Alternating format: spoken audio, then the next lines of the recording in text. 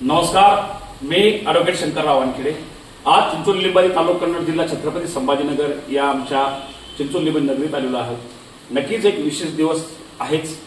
या विशेष दिवसामध्ये आमच्या या चिंचोली लिंबाजीच्या मानेमध्ये एक आत्मिक तुरा आज आमचे मित्र मान्यच्या माध्यमातून पडला आहे। चिंचोली लिंबाजी ज्या ठिकाणी आम्ही लहानचं मोठं झालो आणि त्याला आम्ही प्रत्येक दिवस पाहत राहिलो, त्या गावाला शहराचं रूप आणलं आणि शहराचं रूप आणण्यासाठी अण्णासाहेब फुले सारखे जे इथले यंग आणि उद्योजक आहेत, त्या उद्योजकांनी पैसा उभा केला। शहराला कुठेतरी मानामध्ये त्याच्या माळ अशी येईल अशा पद्धतीनं चिंचोली लिंबाजी कन्नड तालुक्यामध्ये नाव एक मोठं झालं।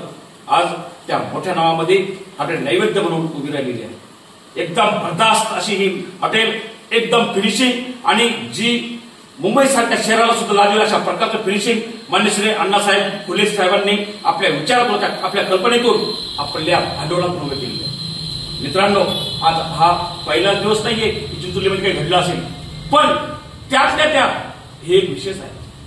म्हणून माझी विनंती आहे या भागातील नागरिकांना, यंग जनरेशनला, नौजवानांना की आपण नोकरी मागितल्यापेक्षा नोकरी उभी करा। आज अण्णासाहेब फुले साहेबांनी 50 लोकांना रोजगार उभा केला। 50 लोकांना रोजगार उभा करणं म्हणजे काही साधी गोष्ट नाहीये। एक चिंचोली लिंबाजी हॉटेल इंडस्ट्री उभी राहिलेली आहे।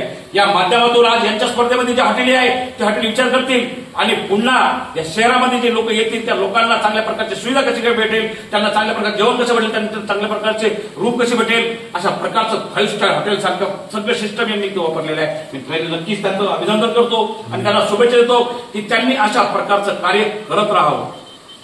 फुले साहेबांनी आपल्या या बरकतपूर गावामध्ये राहून आपला या सगळ्या एरियाचा चांगला सर्वे केला, अभ्यास केला। चिंचोली लिंबाजीला 5-50 खेडे लागून आहे। या चिंचोली लिंबाजीच्या मध्ये आपला व्यवसाय कसा उभा केला जाईल या मानसिकतेला मागील काही वर्षापासून 20 वर्षापासून अभ्यास केलेला आहे।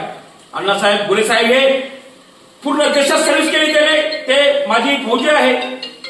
त्यांनी आपली सर्व्हिस करून जवळपास सर्व्हिस निवृत्त झाले तेव्हा या भागामध्ये रात्रंदिवस सर्वे करत राहिले की कोणत्या ठिकाणी काय करता येईल, शेतामध्ये काय करता येईल, या भागामध्ये काय करता येईल, राजकीय हालचालीमध्ये काय करता येईल, सामाजिक हालचालीमध्ये काय करता येईल, या सगळ्या गोष्टी बघितल्या। ते बघत असताना अण्णासाहेब फुले साहेबांनी हा विचार केला की आज कुठेतरी हॉटेल इंडस्ट्री चांगल्या प्रकारचं चालू शकते, मी त्यातून काहीतरी घडवून आणू शकतो, मी याच्यामध्ये भांडवल इन्व्हेस्ट करू शकतो, इन्व्हेस्टमेंट करण्यातून मी माझा बिझनेस वाढवू शकतो, त्यातून मी मुनाफा कमावू शकतो। ही मानसिकता आमचे फुले साहेब यांनी उभी केलेली आहे।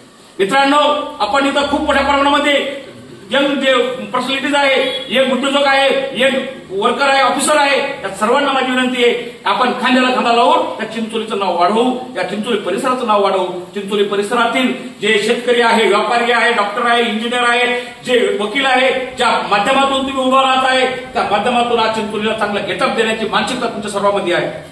आम्ही या चिंचोली लिंबाजी जिल्हा परिषद शाळेत शिकलो, सर सुद्धा जिल्हा परिषद शाळेत शिकले, सरांनी सुद्धा या चिंचोली लिंबाजी जिल्हा परिषद शाळा बघितली, इथून देशाची सेवा करण्यासाठी पूर्ण देशात फिरले आणि आज ते एक उद्योजक झाले, इंडस्ट्रीज झाले। ते या हॉटेल इंडस्ट्रीमध्ये आज चिंचोली लिंबाजीचे मानाचा एक नाव म्हणून त्याचं नाव घेतलं जाते। सौंदर्य, फिनिशिंग आणि एकमेकाची अप्रोच, त्यांच्या येणाऱ्या मित्र कंपनीची, त्यांच्या येणाऱ्या सर्व नातेवाईकांची, आपल्या जवळच्या लोकांची त्यांनी जी माळ रचली त्या माळेमध्ये आज हिरा म्हणून आमचे माननीय श्री अण्णासाहेब फुले साहेब हे उभे राहिलेले आहेत। नक्कीच हा अतिशय महत्वाचा विषय आहे की कुठेतरी उद्योजक तर बनणं गरजेचं आहे, लोकांना रोजगार देणं गरजेचं आहे आणि तेच काम अण्णासाहेबांनी केलं। मी त्यांना पुन्हा एकदा या व्यवसायाबद्दल शुभेच्छा देतो व आपलं जय हिंद, जय महाराष्ट्र।